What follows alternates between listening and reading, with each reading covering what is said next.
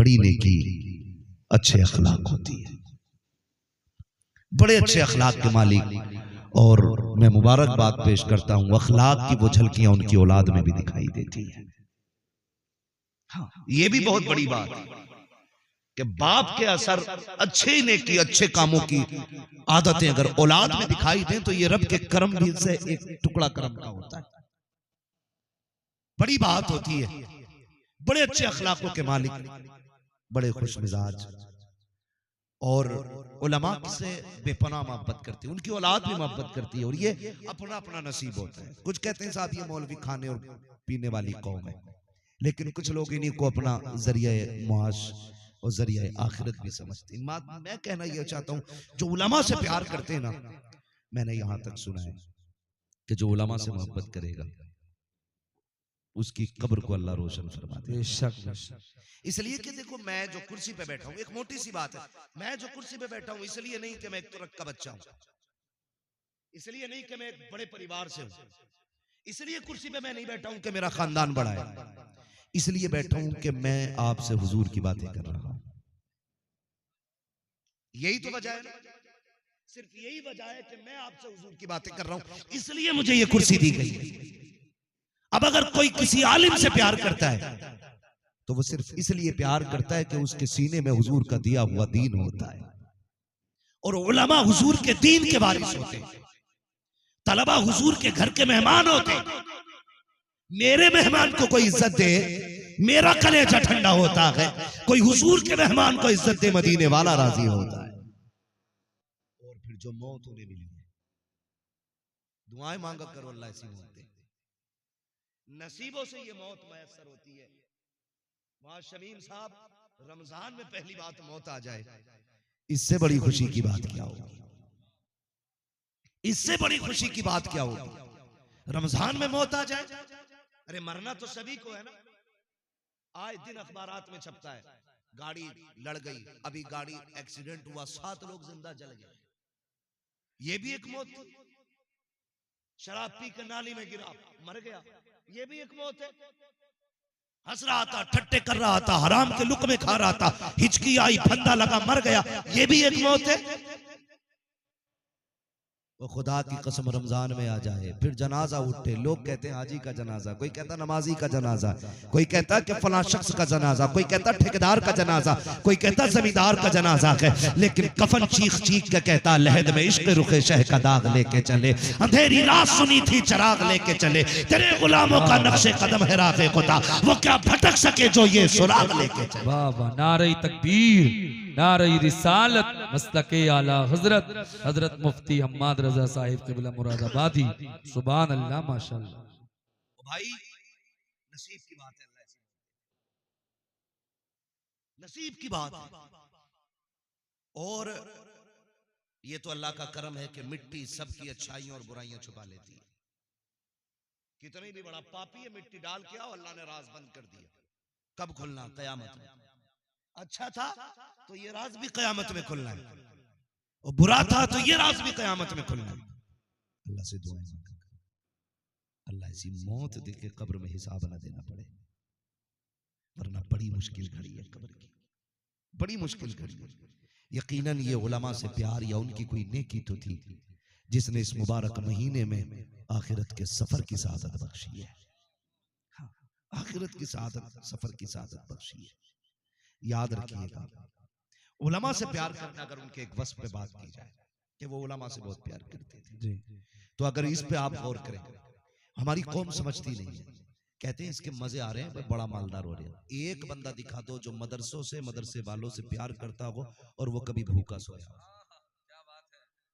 एक घर दिखा दो। बेशक मेरी समझ से, मेरे इल्म के मुताबिक मौलाना बिलाल साहब, मैं जितने लोगों को ऐसों को जानता हूं जिन्होंने उलमा से प्यार किया है, अल्लाह ने उनकी रोजियों में बरकतें की, रोजियों में बरकतें की हैं। लोग हिसाब लगाते हैं, पता नहीं रातों रात कहां से ला रखा है, शायद ब्याज का धंधा होगा, सट्टा लगाता होगा, जो चैन से घर भी बैठा खा भी रहा है। जानते हो ये कितनी बरकतें, और ऐसी बरकतें कैसी मिला करती हैं, आप अंदाजा लगाइए। अगर दुनिया की बात मैं आपसे करूं, फरमाया गया जो अल्लाह के नाम पे किसी को 1 देता, अल्लाह उसे 10 अता फरमाया करता है। हजरत मूसा कलीमुल्लाह तूर पे जा रहे थे, रास्ते में बंदा मिला, उसने कहा सुनो मूसा किधर जा रहे हो? कहा रब से बात करने के लिए। कहा तुम तो कलीम हो ना? कहा हाँ। कहा फिर मेरी भी एक अर्जी लेके चले जाओ। कहा क्या? कहा मेरी भूख इतनी है और मेरा आज तक पेट भर के मैंने खाना नहीं खाया है, रोजाना एक या आधी रोटी मिलती है, जाओ अपने रब से जाके कह देना एक दिन में मुझे मेरे हिस्से की सारी रोजी दे दी जाए ताकि मैं एक दिन पूरा पेट भर के खा तो सकूं, ये तो एहसास हो जाए कि भरा पेट क्या होता है। हजरत मूसा कलीमुल्लाह गए, मालिक तेरा वो बंदा भूखा रहता है, वो ये कह रहा है जितनी मेरे नसीब में रोटियां लिखी है इकट्ठी एक दिन दे दी जाए ताकि मैं पेट भर के खा सकूं, उसके बाद भूखा मरना गवारा है। रब से मूसा ने कहा, रब ने एक दिन में उसको सारा रिस्क दे दिया, उसने पेट भर के खाया, जो बचा सारा खुदा की राह में खर्च कर दिया। उसने 10 दिया, अल्लाह ने फिर उसको 100 अता फरमा दी, उसने उससे 10 खाई, फिर उसने 90 खर्च कर दी, फिर अल्लाह ने उसका 10 गुना अता किया। कुछ दिन के बाद मूसा कलीमुल्लाह का गुजर हुआ, जब गुजर होता है देखा दरवाजे पे भीड़ लगी है, कहते मालिक ये क्या मामला है, उसके हिस्से का सारा रिस्क दे दिया गया था, अब उसके दरवाजे पे भीड़ कैसी? रब फरमाता है मूसा बड़ा चालाक बंदा है, मैंने उसको जितना दिया उसने कुछ खा करके उसका जो बाकी था मेरे नाम पे दे दिया, और मेरा वादा है जो एक देता है मैं उसे 10 देता हूँ। का वो बढ़ाता गया, मैं भी बढ़ाता गया। का मालिक कब तक देगा? का जब तक वो देता रहेगा मैं 10 गुना उसको बढ़ा के ज्यादा देता रहा। नारे तकबीर, नारे रिसालत, मसलके आला हजरत अजमत मुस्तफ़ा मुफ्ती हम्माद रजा साहिब क़िबला मुरादाबादी। सुभान अल्लाह। ये कंडीशन है हमारी। वो कहते जी तौहीद बयान करो, तुझे आती है तौहीद? अल्लाह पे भरोसा तेरा बता कितना पक्का है, वो बताओ ना हमें।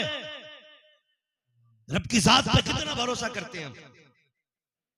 फसल अगर अच्छी हो जाती है ना लहलहा के, जब निकल के आता कहता अल्लाह का शुक्र है, जमी और बड़ी हुई, करम है अल्लाह का भाई है।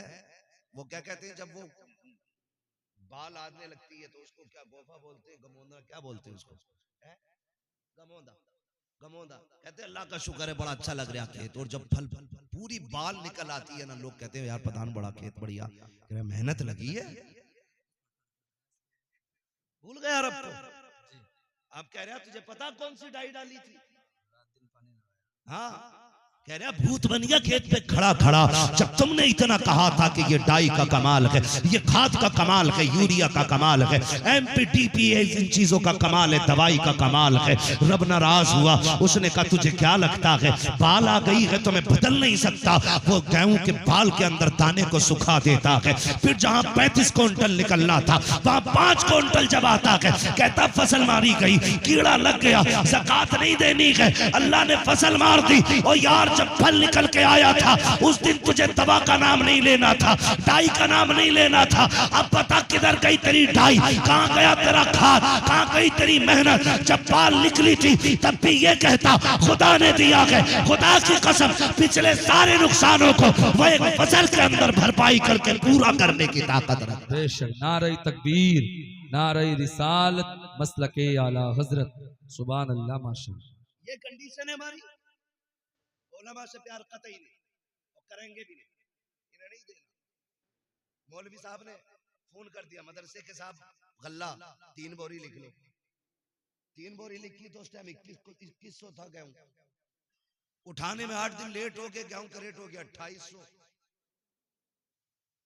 अब 3 बोरी को देख देख के घूम रहे आइए, महंगा हो गया यार, 3 क्यों लिखवा दी थी?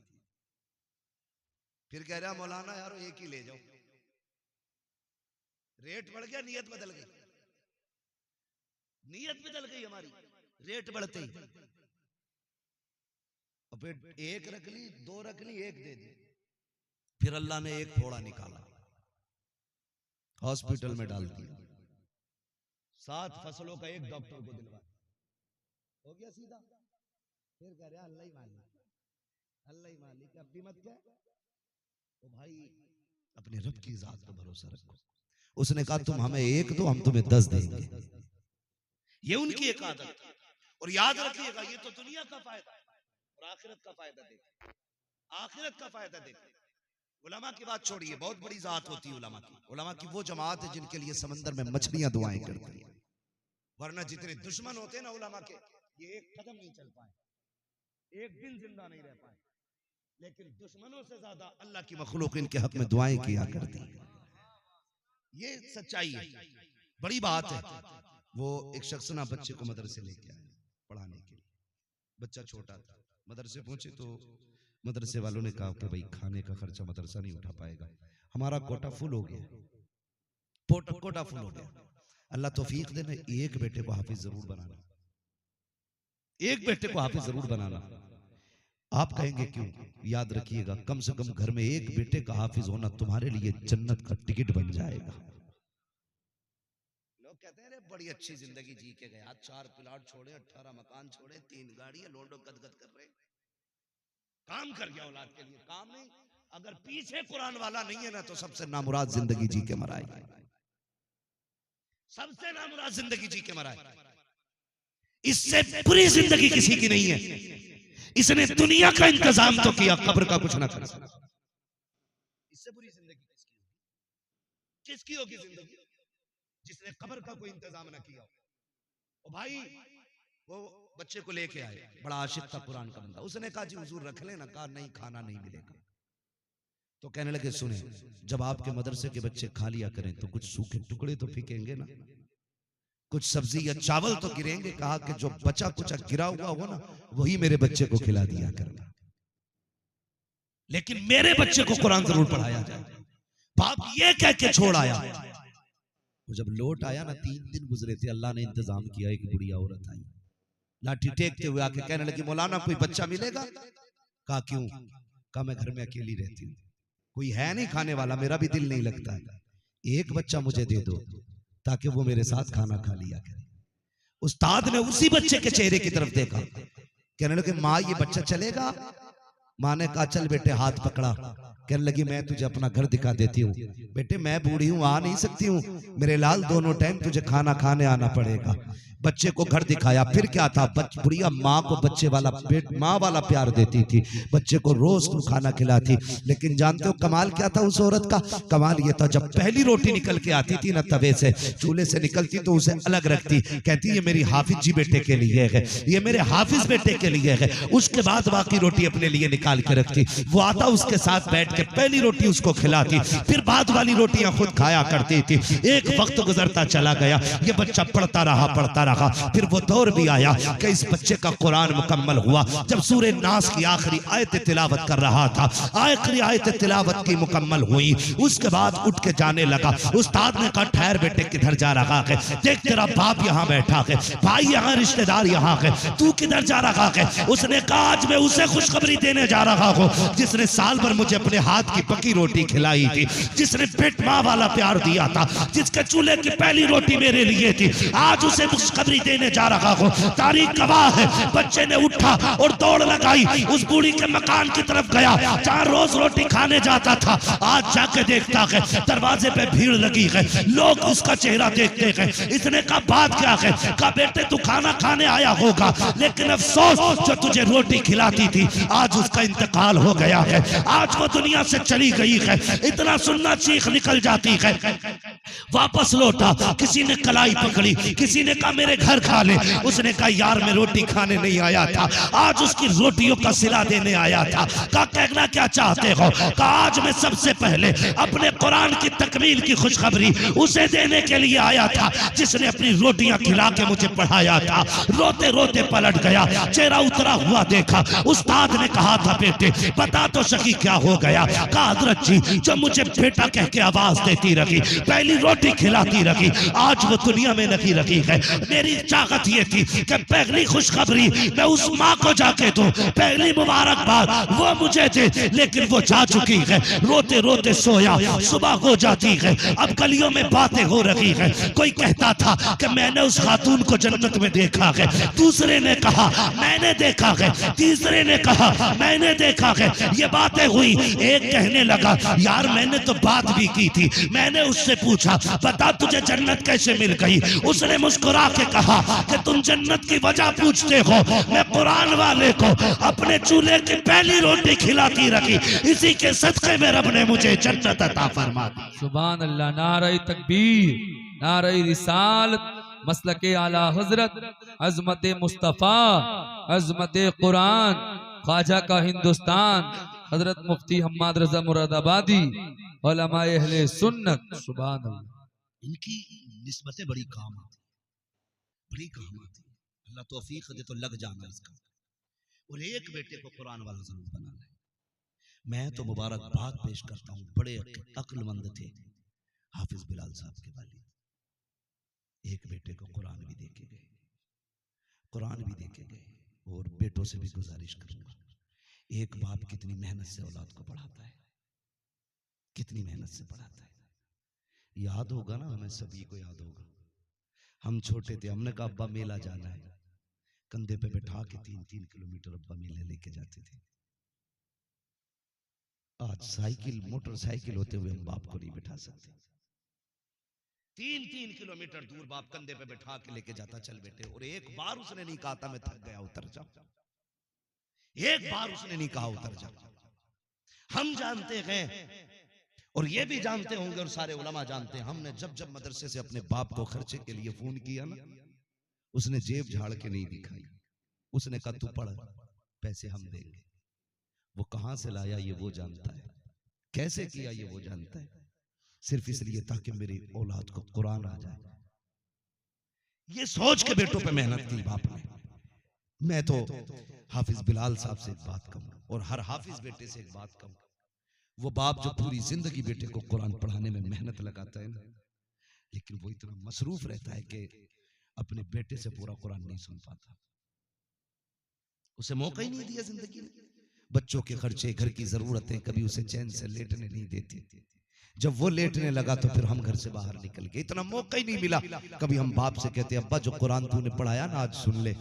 ओ भाई ये मौका बिस्तर पे नहीं मिलेगा। बाप कब्रिस्तान चला जाए ना, दुनिया मिट्टी डाल के आ जाए तो तुम्हें लौट के नहीं आना है। कहना अब्बा आज तू भी फुर्सत में गए, तेरा बेटा भी फुर्सत में गए। जिस दिन के लिए तूने कुरान पढ़ाया था ना, आज तेरा बेटा तुझे कुरान पढ़ के सुनाएगा। मैं तो कहता हूँ खुदा की कसम, इस दिन के लिए बाप बेटों को कुरान पढ़ाता है, इस दिन के लिए बच्चों को कुरान पढ़ाया जाता है। बैठ फिर बाप की कब्र पे अलहम से लेके वन्नास तक पढ़ता चला जा। कब्र की जितनी मुश्किलें होंगी सारी आसान होती चली जाएगी। मैं तो दावे के साथ कहता हूँ, अगर बेटा बाप को कुरान सुनाएगा, खुदा की कसम एक एक आयत के सदके में खुदा तेरे बाप की कब्र इतनी रहमतें बरसाएगा, टूट के बाद में आएगा। अल्लाह तेरे बाप की कब्र को जन्नत पहले बना डाले। वाह वाह, नारे तकबीर, नारे रिसालत, अज़मत मुस्तफा, अज़मत कुरान। आज उन्हें काम आया कुरान, आज उनके काम आ गया। सुनाओ फिर एक दिन बैठ के अब्बा को।